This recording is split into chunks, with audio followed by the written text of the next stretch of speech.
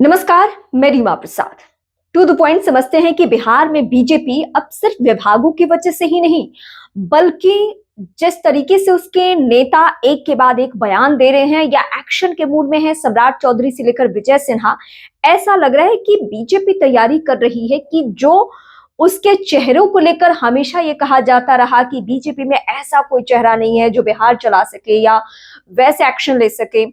तो अब नीतीश कुमार की छाप से धीरे धीरे बीजेपी निकलने की कोशिश कर रही है, ये आप दावे के साथ कह सकते हैं। अब ये कैसे, मैं टू द पॉइंट आपको समझाने की कोशिश करती हूँ कि जब से विभागों का बंटवारा हुआ है, एक गृह मंत्री के तौर पर सम्राट चौधरी ने जिम्मेदारी संभाली है, सिर्फ उन्होंने डायलॉग्स नहीं दिए बल्कि एक दो ऐसे एक्शन ले चुके हैं जिसको लेकर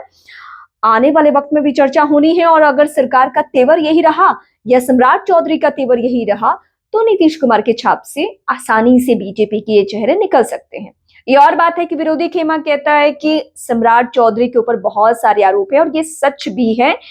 लेकिन इस मामले को लेकर कोर्ट अभी कोई पहुंचा नहीं। अब मैं फोकस करती हूं कि सबसे पहले गृह विभाग की जिम्मेदारी संभालते ही सम्राट चौधरी ने एक बड़ा बयान दिया कि अपराधियों को हर हाल में बिहार छोड़ना होगा, अराजक तत्वों को किसी भी सूरत में नहीं बख्शा जाना है, जंगल राज पूरी तरीके से खत्म कर दिया जाना है और पहले भी खत्म किया गया है, ये दावा सम्राट चौधरी ने किया था। और उसके ठीक 24 घंटे के बाद, यानी इस बयान के 24 घंटे के बाद सम्राट चौधरी ने एक बड़ा एक्शन लिया और वो एक्शन था सीधे एनकाउंटर का। एक ऐसे अपराधी के ऊपर गोलियां चली जिसके कई मामलों में संलिप्तता थी। उसके बाद एक और उन्होंने एक्शन लिया, उसका भी जिक्र करना जरूरी है। दरअसल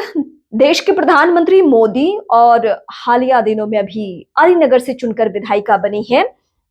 मैथिली ठाकुर, उनको लेकर एक मॉक वीडियो बनाकर, एआई जनरेटेड वीडियो बनाकर सोशल मीडिया पर एक शख्स के जरिए बार बार ट्वीट किए जा रहे थे, सोशल मीडिया पर परेशान बदनाम करने की कोशिश की जा रही थी और इस वीडियो के जरिए बहुत ही एक अलग माहौल बनाने की कोशिश हो रही थी। सम्राट चौधरी ने इसको लेकर बड़ा एक्शन लिया। एक तो पहले गाइडलाइन जारी कर दी गई कि अगर किसी ने भी किसी भी सम्मानित व्यक्ति या किसी भी व्यक्ति का अगर फोटो इस्तेमाल करके एआई वीडियो बनाकर, एआई जनरेटेड फोटोग्राफ्स बनाकर इस्तेमाल किया और किसी की छवि धूमिल करने की कोशिश की, परेशान करने की कोशिश की, तो उसे नहीं बख्शा जाए। तो उस शख्स की भी गिरफ्तारी हो चुकी है जो मैथिली ठाकुर और देश के पीएम को लेकर वीडियो बना रहे थे या वीडियो शेयर कर रहे थे। तो ऐसे लोगों पर सम्राट चौधरी की नजर है। अब आते हैं हम विजय सिन्हा को लेकर कि विजय सिन्हा भी एक्टिव हो चुके हैं। वो भी डेप्यूटी सीएम है, हालांकि वो तो पर्दे के पीछे ही ज्यादा रहते हैं, बहुत अग्रेसिव उनका वो अंदाज देखने को मिलता नहीं है, लेकिन खनन माफियाओं को लेकर, भू माफियाओं को लेकर उन्होंने भी एक बहुत बड़ा बदलाव के संकेत दे दिए। उन्होंने कहा कि इस मामले में साइलेंटली बदलाव होगा, यानी चेता दिया है कि जो अभी तक मनमानी करने की कोशिश कर रहे थे, और ये बहुत हद तक सच भी है कि भ्रष्टाचार के एंगल से बहुत सारे आरोप लग रहे थे खनन माफिया को लेकर, भू माफिया को लेकर या शराब माफिया को लेकर, तो ऐसी माफियाओं को विजय सिन्हा की तरफ से चेता दिया गया है। लेकिन अब देखना यह होगा कि क्या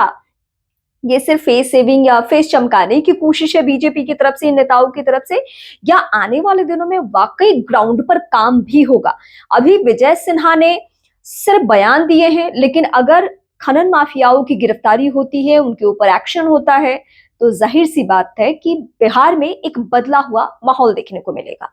बीते कुछ वर्षों में नीतीश कुमार ने जो कदम उठाए हैं उसको लेकर बहुत सारे सवाल उठते रहे और ये कहा जाता है कि कई मामलों में अधिकारी भ्रष्टाचार के एंगल से फंसे हुए हैं, लेकिन कोई देखने समझने वाला नहीं। और इसी को लेकर प्रशांत किशोर बार बार इस बात को दोहरा रहे थे कि मैं आते ही शराबबंदी खत्म कर दूंगा, जिससे कि जो माफिया सक्रिय हैं, शराब माफिया सक्रिय हैं, उनकी सक्रियता पर रोक लग सके। तो अब बीजेपी की जो टॉप लीडरशिप है, सम्राट चौधरी से लेकर विजय सिन्हा तक, ये एक्शन मोड में है। अगर ये इसी तरीके से एक्शन लेते हैं तो वाकई बिहार में बहुत कुछ बदलाव होगा और बहुत कुछ अलग देखने को मिलेगा। लेकिन ये सिर्फ डायलॉगबाजी है, सिर्फ स्टेटमेंट है, सिर्फ बयानबाजी है, तो इससे बिहार का भला नहीं होने जा रहा है।